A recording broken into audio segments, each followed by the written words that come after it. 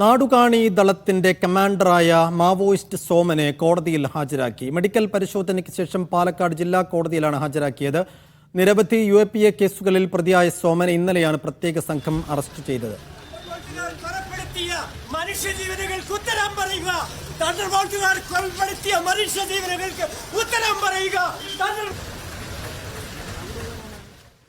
നന്ദഗോപാൽ വിവരങ്ങൾ നൽകും.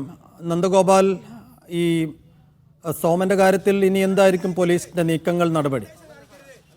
സൈഫുദ്ദീൻ, ഈ വയനാട് കാടുകളിൽ ഉൾപ്പെടെ തണ്ടർബോൾട്ട് പരിശോധന കർശനമാക്കിയതിന് പിന്നാലെയാണ് ഈ മാവോയിസ്റ്റ് PK സോമൻ രക്ഷപ്പെടാൻ ശ്രമിച്ചത്. പക്ഷേ ഇദ്ദേഹത്തെ ഇന്നലെയാണ് ഷൊർണൂർ റെയിൽവേ സ്റ്റേഷനിൽ നിന്നും ഈ ഭീകരവിരുദ്ധ സ്ക്വാഡും ഒപ്പം തന്നെ സ്പെഷ്യൽ ഓപ്പറേഷൻസ് ഗ്രൂപ്പും സംയുക്തമായി ചേർന്ന് പിടികൂടിയത്.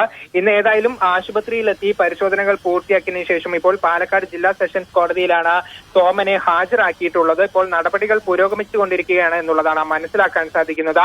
ഇദ്ദേഹത്തെ കസ്റ്റഡിയിലെടുത്ത ശേഷം കൂടുതൽ ചോദ്യം ചെയ്യലുകൾ നടത്തുമെന്നുള്ളതും മനസ്സിലാക്കാൻ സാധിക്കുന്നുണ്ട്. ഈ നാടുകാണി ദളത്തിൽ പ്രവർത്തിച്ചിരുന്ന CP മൊയ്തീൻ, സന്തോഷ് എന്നിവർക്കായുള്ള തിരച്ചിൽ നടക്കുന്നുണ്ട്. അപ്പോൾ ഇവരെ കുറിച്ചുള്ള വിവരങ്ങൾ ഉൾപ്പെടെ ലഭിക്കുന്നതിന് വേണ്ടിയായിരിക്കും മറ്റ് നടപടികൾ ഉണ്ടാവുക.